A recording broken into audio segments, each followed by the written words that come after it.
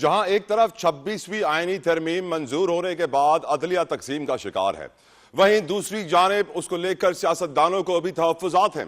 26वीं आईनी तरमीम मंजूर होने के बाद खत किताबत का सिलसिला अब तक जारी है। जो काजी साहब के दौर में शुरू हुआ था, अब नए रिकॉर्ड्स कायम कर रहा है। कोई जजेस की सीनियरिटी को लेकर परेशान है, तो कोई आईनी बेंच के इख्तियारात को लेकर तकसीम है। आज ऑक्सफोर्ड यूनिवर्सिटी में दौरान गुफ्तगू चेयरमैन पाकिस्तान पीपल्स पार्टी बिलावल भुट्टो जरदारी भी ढके छुपे अल्फाज में बहुत कुछ कह गए। वो अंग्रेजी की कोटेशन है ना, You didn't say anything in particular, but it said it really well. उन्होंने कहा कि 26वीं आईनी तरमीम कॉम्प्रोमाइज्ड तरीके से लाई गई। बहुत बड़ी स्टेटमेंट है। पीपल्स पार्टी ने 26वीं तरमीम मंजूर करवा के जमहूरियत को कमजोर नहीं किया। हकीकत यह है कि पाकिस्तान में जमहूरियत बहुत मुस्तहकम नहीं थी पहले से भी। पाकिस्तान वाहिद मुल्क नहीं जिसे जमहूरियत के मुस्तहकम होने का प्रॉब्लम और चैलेंज दरपेश हो। मजीद कहा, इदारों को सियासी इंतकाम के लिए इस्तेमाल नहीं करना चाहिए। इमरान खान को भी आड़े हाथों लिया और बोले, बानी पीटीआई के दौर में सियासी इंतकाम उरूज पर लिया गया। शहबाज शरीफ और दीगर अफराद को कैद किया गया। कल हम ये भी जानते हैं, ये गवर्नर हाउस में सदर आसिफ अली जरदारी से पीपल्स पार्टी के पंजाब के पार्लिमानी वफ्द ने मुलाकात की है और शिकवे शिकायत के अंबार लगा दिया। अरकान बोले कि तरक्याती फंड्स नहीं दिए जा रहे और न ही हमसे मुशावरत होती है इंतजामी उमूर में। सदर मुमलिकत ने कहा, हुकूमती इत्तेहाद में रहना हमारी मजबूरी है, आप बजट तक का इंतजार करें, हालात बेहतर हो जाएंगे। क्योंकि इस वक्त तमाम फंड हम जानते हैं चीफ मिनिस्टर पंजाब मरियम नवाज साहिबा की तशहीर में इस वक्त खर्च किए जा रहे हैं। और पिछले दिनों तो हमने ये खबर भी काफी गर्दिश करते हुए देखी कि सदर जरदारी बिलावल साहब को वजीर आजम की शेरवानी पहना देखना चाहते हैं। उनकी ख्वाहिश है कि बिलावल साहब प्राइम मिनिस्टर ऑफ पाकिस्तान बने। अब देखना यह है कि ऐसा तो नहीं कि शहबाज शरीफ साहब आधा टेन्योर और फिर आधा टेन्योर बिलावल भुट्टो साहब को मिलेगा।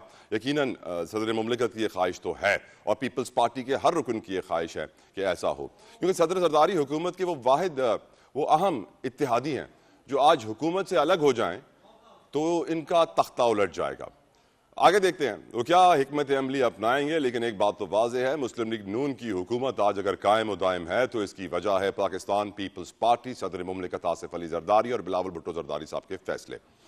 प्रोग्राम के आखिरी हिस्से में हम इस पर ही बात करेंगे। आजकल आप बहुत हमें फीडबैक देते हैं सोशल मीडिया पर, मैं आपका शुक्रगुजार हूँ। मुस्तफ़ा आमिर कत्ल केस जिसमें मजीद पेशरफ्त हुई है और इंकशाफात का सिलसिला जारी है और अब वाज़ेह हो गया है तहकीकात में कि अरमगान कुरैशी एक सेकंड जनरेशन ड्रग डीलर है। आज उसके ऊपर 2 मनशियात के मुकदमे दायर किए गए हैं और यह साबित हो गया है कि वो एक साइबर क्रिमिनल है। वो एक डब्बा चला रहा था जहां पे वो ऑनलाइन फ्रॉड्स करता था जिसके जरिए इतनी दौलत जमा की गई है। और आज FIA का साइबर क्राइम विंग भी तफ्तीश में शामिल हो गया है, मनी लॉन्ड्रिंग विंग भी शामिल हो गया है, क्योंकि ये दौलत कहाँ छुपाई गई है, कहाँ भेजी गई है। वो जो 4 घंटे मुकाबला हो रहा था, जो ये 28 साल का लड़का 4 घंटे पुलिस पे फायरिंग करता रहा, उस दौरान जो लैपटॉप्स में डिलीट की गई हैं चीज़ें, उन सबको रिकवर करने की कोशिश की जाएगी। और हम ये भी जानते हैं कि वो मर्डर भी साबित हो गया है, एतराफ़ तो ये एक ड्रग डीलर भी साबित हो गया, एक साइबर क्रिमिनल भी साबित हो गया, मर्डर भी साबित हो गया है। और साथ ही साथ हम ये भी जानते हैं कि तफ्तीश आगे बढ़ रही है, इदारे अब हरकत में आ रहे हैं। मैं उम्मीद करता हूँ कि अब इनके वालिद मोहतरम जो हैं वो ज़्यादा गुफ्तगू ना करें, क्योंकि वो जितनी गुफ्तगू करते हैं अपने बेटे के लिए मुश्किलात पैदा करते हैं और मुझ पर वो करैक्टर असैसिनेशन कर रहे हैं, उसका भी मैं जवाब दूंगा आज के शो में आगे चल के। लेकिन गुफ्तगू का आगाज़ करना चाहूँगा। मेरे साथ बहुत मौजूद मेहमान मौजूद हैं जिनको मैं मज़ार नहीं करवाना चाहता। वेलकम करेंगे डिस्कशन में। मेरे साथ हैं पाकिस्तान तहरीक इंसाफ के बैरिस्टर तैमूर मलिक साहब। मलिक साहब, thank you so very much for your precious time. Barrister Aamir Hasan from Pakistan Peoples Party, किसी तारुफ के मोहताज नहीं है, सीनियर रहनुमा है। बहुत बहुत शुक्रिया बैरिस्टर साहब हमारे साथ जुड़ने के लिए। शेख रुहेल असगर साहब फ्रॉम PMLN, मेरे लिए बहुत काबिल एहतराम है, हमेशा सच और हक का साथ देते हैं। शेख साहब से भी गुफ्तगू करेंगे। Let's start the discussion from Pakistan Peoples Party. Barrister Aamir Hasan साहब, बिलावल साहब की स्टेटमेंट बहुत इंपॉर्टेंट है और कनेक्टिंग इट विद सदर जरदारी साहब स्टेटमेंट कि हम इस वक्त मजबूर हैं हुकूमत में रहने के लिए और हमें अगले बजट तक का इंतज़ार करना होगा। और आप जानते हैं कि तशहीरी मुहिम जो चल रही है PMLN की, पंजाब गवर्नमेंट की, वो इस वक्त किस तरह पैसे खर्च कर रही है और आपके पार्लियामेंटेरियंस पंजाब में कह रहे हैं हमें डेवलपमेंट बजट्स नहीं, हमसे मुशावरत नहीं। और 26वीं आईनी तरमीम पर जो कॉम्प्रोमाइज शक्ल में मंजूरी हुई, बैरिस्टर आमिर हसन साहब, आपको नहीं लगता कि इसने जो नुकसान पहुंचाया है निजाम अदल को वो इररिपेयरेबल है? बैरिस्टर साहब। बहुत शुक्रिया जी। देखिए, जहां तक इत्तेहादी हुकूमत की बात है, और जो इत्तेहादी तो नहीं है ये इस वक्त पीएमएलएन की हुकूमत है। अगर पंजाब हो तो यहाँ पे भी कोई इत्तेहादी नहीं है, कैबिनेट के भी अंदर और मरकज में भी नहीं है हम लोग मौजूद। और गवर्नमेंट तो ये पीएमएलएन की है। मजबूरी ये है कि हमने तो चाहते थे कैंपेन, चेयरमैन बिलावल भुट्टो ने बड़ी जबरदस्त और दबंग कैंपेन की थी एक साल कबल इलेक्शन की, और हम चाहते थे कि अवाम मैंडेट दें और क्लियर मैंडेट दें। क्योंकि हमें मैंडेट नहीं मिला, हम तीसरी बड़ी पार्टी थे। बड़ी पार्टी जो उभर के आई वो आजाद ग्रुप था जो पीटीआई पे मुश्तमिल था। हमने उन्हें कहा कि वो हुकूमत बनाएं, अगर वो हुकूमत बनाना चाहते तो हम उनका साथ देते बगैर कैबिनेट में या हुकूमत में शामिल हुए। क्योंकि वो नहीं आए तो हमारे पास चल के फिर पीएमएलएन वाले आए।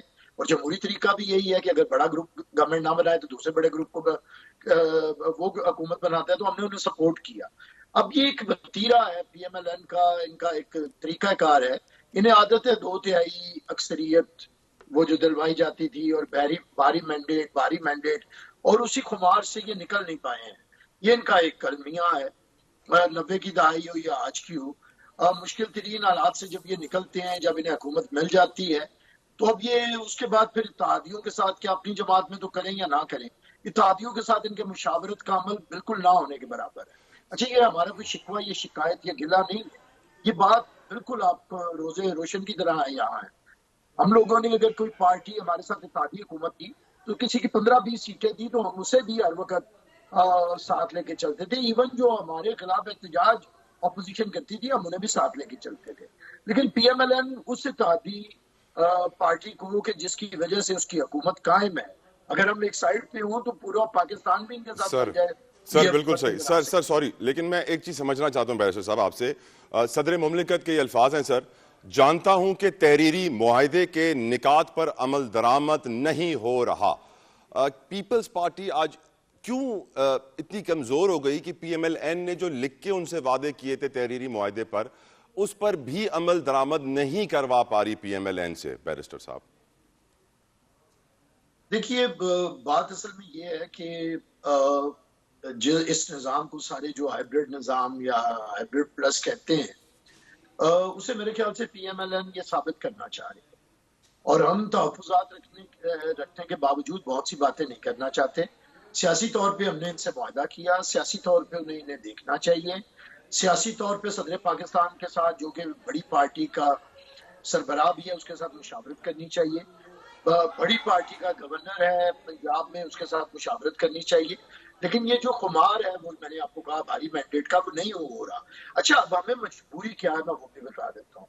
हमें मजबूरी कोई ये नहीं है, मजबूरी ये है कि इस वक्त मुल्क के अंदर अगर आप किसी भी तरह पॉलिटिकल इंस्टेबिलिटी क्रिएट करते हैं तो उसका नुकसान बहुत है। क्योंकि पीपल्स पार्टी ने बड़ी मुश्किल से ये जो हमने इन्हें मुकम्मल अथॉरिटी दी है कि आप अपने वजीर लेके आए, अपनी हुकूमत बनाएं, अपनी मर्जी का करें, लेकिन इसके बावजूद कुछ नुकात थे कि गवर्नमेंट अगर हमारी वजह से बन रही है तो गवर्नेंस के मामलात में मुशावरत हो। हमारे कारकुन को, पीपल्स पार्टी के कारकुन को जो कि पाकिस्तान के शहरी हैं, उन्हें ये एहसास हो कि उनकी हुकूमत है। लेकिन अगर आप सिर्फ यही एहसास दिलाना चाहते हैं, बड़े बड़े इश्तिहार दे के अपनी तस्वीरें छपवाना चाहते हैं, या टिकटॉक के जरिए आप साबित करना चाहते हैं कि गुड गवर्नेंस है, तो फिर उसके ऊपर हमारे तहफुजात जो हैं हम उसका इजहार कर रहे हैं। और ये प्रेसिडेंट आसिफ अली जरदारी की मुफाहमत की पॉलिसी है जिसकी वजह से पीपल्स पार्टी के कारकुनान और पीपल्स पार्टी की अक्सरियत उनके सामने खामोश है।